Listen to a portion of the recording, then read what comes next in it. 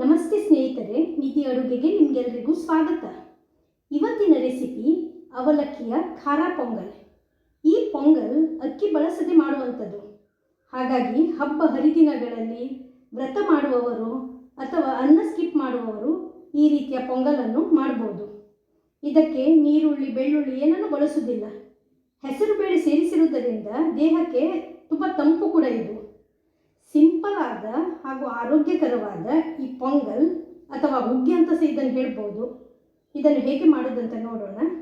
ಹಾಗೆ ನನ್ನ recipe channel ಇನ್ನೂ ಸಬ್ಸ್ಕ್ರೈಬ್ ಮಾಡಿಲ್ಲ ಅಂತಾದರೆ ದಯವಿಟ್ಟು ಸಬ್ಸ್ಕ್ರೈಬ್ ಮಾಡಿ ಹಾಗೂ ಶೇರ್ ಮಾಡಿ. ಮೊದಲಿಗೆ ಇಲ್ಲಿ 1 ಕಪ್ಪಷ್ಟು ದಪ್ಪ ಅವಲಕ್ಕಿಯನ್ನು ಒಂದು ಪಾತ್ರೆಯಲ್ಲಿ ಸೇರಿಸಿದ್ದೇನೆ. ಇದನ್ನು ಒಂದು 3-4 ಸಲ ನಾವು ಚೆನ್ನಾಗಿ ನೀರು ಹಾಕಿ ತೊಳೆದು ನೆನೆಸಲಿಕ್ಕೆ ಇಡಬೇಕು. ಅಗತ್ಯಕ್ಕೆ ಬೇಕಾದಷ್ಟೇ ನೀರನ್ನು ಸೇರಿಸಿ ನೆನೆಸುವ.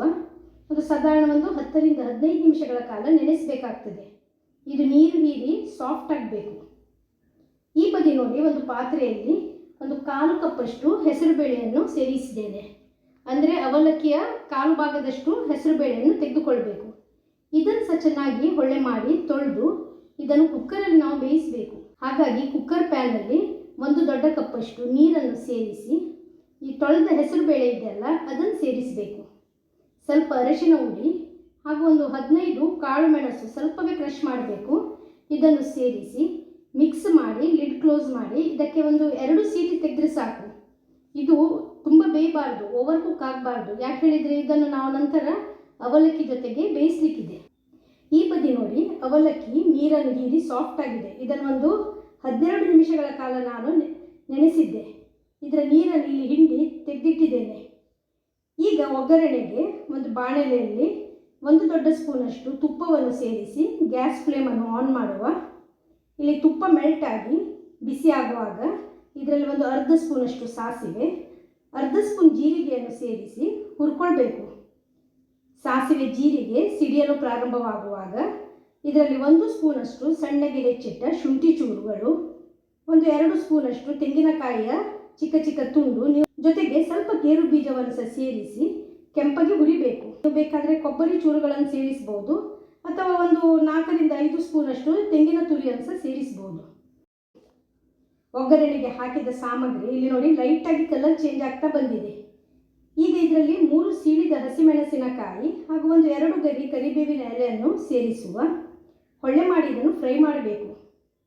ಇಲ್ಲಿ ಒಗ್ಗರಣೆ ಸಾಮಗ್ರಿ ಮೀಡಿಯಂ ಫ್ಲೇಮಲ್ಲಿ 3 ರಿಂದ 4 ನಿಮಿಷ ಹುರಿದಾಗಿದೆ. ಇಲ್ಲಿ ಹೆಸರು ಬೇಳೆಗೆ 2 ಸೀಟಿ ತೆಗೆದಾಗಿದೆ. ಲಿಡ್ಡು ಓಪನ್ ಮಾಡಿದ್ದೇನೆ. ನೋಡಿ, ಈ ಥರ ಬೇಯಬೇಕು. ಬೇಯಿಸಿದ ಬೇಳೆ ನೀರು ಸಮೇತವಾಗಿ ನಾವೀಗ ಇಲ್ಲಿ ಒಗ್ಗರಣೆಯ ಬಾಣಲೆಯಲ್ಲಿ ಸೇರಿಸುವ. ಪುನಃ 1 ಕಪ್ಪು ನೀರನ್ನು ಸಹ ಸೇರಿಸಬೇಕು. ಈಗ ಇದರಲ್ಲಿ ನೀರು ಬಸಿದಿಟ್ಟ ಪೋವ ಇದೆಯಲ್ಲ ಅದನ್ನು ಸಹ ಸೇರಿಸುವ. ರುಚಿಗೆ ಉಪ್ಪು ಹಾಗೂ 10 ಕಾಳು ಮೆಣಸು ಪುಡಿ ಮಾಡಿದ್ದು ಅದನ್ನು ಸಹ ಸೇರಿಸಿ, ಜೊತೆಗೆ 1/4 ಸ್ಪೂನ್ ಅರಿಶಿನ ಹುಡಿಯನ್ನು ಸಹ ಸೇರಿಸಿ ಎಲ್ಲವನ್ನು ನಾವು ನೀಟಾಗಿ ಮಿಕ್ಸ್ ಮಾಡಬೇಕು. ಹಾಗೂ ಲಿಡ್ ಕ್ಲೋಸ್ ಮಾಡಿ 5 ನಿಮಿಷ ಮೀಡಿಯಂ ಫ್ಲೇಮಲ್ಲಿ ಇದನ್ನು ಬೇಯಿಸಿಕೊಳ್ಬೇಕು. ಈಗ ನೋಡಿ, 5 ನಿಮಿಷ ಬೇಯಿಸಿದ್ದಾಗಿದೆ. ಇದರಲ್ಲಿರುವ ನೀರು ನೋಡಿ ಪೂರ್ತಿಯಾಗಿ ಡ್ರೈ ಆಗಬೇಕು. ಇದರಲ್ಲಿ ಸ್ವಲ್ಪ ನೀರಿದೆ, ಹಾಗಾಗಿ ಬೇಳೆ ಹಾಗೂ ಅವಲಕ್ಕಿ ಚೆನ್ನಾಗಿ ಹೊಂದಿಕೊಳ್ಳುವವರೆಗೆ ಇದನ್ನು ಈ ರೀತಿ ಸೌಟಿಂದ ಮಗಚುತ್ತಾ 2 ರಿಂದ 3 ನಿಮಿಷ ಬೇಯಿಸಿಕೊಳ್ಳುವ. ಈಗ ಈ ಥರ ಗಟ್ಟಿಯಾಗ್ತಾ ಬರುವಾಗ ಸಣ್ಣಗೆ ಹೆಚ್ಚಿಟ್ಟ ಕೊತ್ತಂಬರಿ ಸೊಪ್ಪನ್ನು ಸೇರಿಸುವ. ಮಿಕ್ಸ್ ಮಾಡಿ 2 ನಿಮಿಷ ಕುದಿಸಿ ಗ್ಯಾಸ್ ಫ್ಲೇಮ್ ಆಫ್ ಮಾಡುವ. ತಂದ ನಂತರ ಇದೆಯಲ್ಲ, ಇದು 1-2 ನಿಮಿಷದ ನಂತರ ಪುನಃ ಇನ್ನೂ ಸಹ ಗಟ್ಟಿಯಾಗ್ತದೆ. ರುಚಿಯಾದ ಈ ಪೊಂಗಲ್ ಇದೆಯಲ್ಲ, ಚಟ್ನಿ ಅಥವಾ ಉಪ್ಪಿನಕಾಯಿ ಯಾವುದ್ರ ಜೊತೆ ಬೇಕಾದರೆ ನೀವು ಸರ್ವ್ ಮಾಡ್ಬೋದು. ಬೆಳಗಿನ ತಿಂಡಿಗೆ, ಮಧ್ಯಾಹ್ನ ಅನ್ನ ಸ್ಕಿಪ್ ಮಾಡುವವರು ಊಟದ ಬದಲಾಗಿ ಇದನ್ನು ಸವಿಬೋದು. ಡಿನ್ನರ್ಗೆ ಇದು ಸರ್ವ್ ಮಾಡ್ಬೋದು, ಲೈಟಾಗಿರ್ತದೆ. ಸಿಂಪಲ್ ಆದ ಎಕ್ಸಲೆಂಟ್ ಆದ ಈ ರೆಸಿಪಿ ಹಬ್ಬ ಹರಿದಿನಗಳಲ್ಲಿ ವ್ರತದ ಸಮಯದಲ್ಲಿ ನೀವು ತಯಾರಿಸಿ ಸವಿಬಹುದು. ದೇಹಕ್ಕೆ ತುಂಬ ತಂಪು. ಟ್ರೈ ಮಾಡಿ ಹೇಗಾಗಿದೆ ಅಂತ ನಿಮ್ಮ ಅಭಿಪ್ರಾಯವನ್ನು ಕಮೆಂಟ್ ಸೆಕ್ಷನಲ್ಲಿ ತಿಳಿಸಿ. ರೆಸಿಪಿ ವಿಡಿಯೋ ಇಷ್ಟವಾದರೆ ವಿಡಿಯೋಕ್ಕೆ ಲೈಕ್ ಕೊಡಿ, ಚಾನಲನ್ನು ಸಬ್ಸ್ಕ್ರೈಬ್ ಮಾಡಿ, ಶೇರ್ ಮಾಡಿ. ಮತ್ತೊಂದು ಅದ್ಭುತ ರುಚಿಯ ರೆಸಿಪಿ ಜೊತೆಗೆ ಇನ್ನೊಮ್ಮೆ ಸಿಗೋಣ. ಧನ್ಯವಾದಗಳು.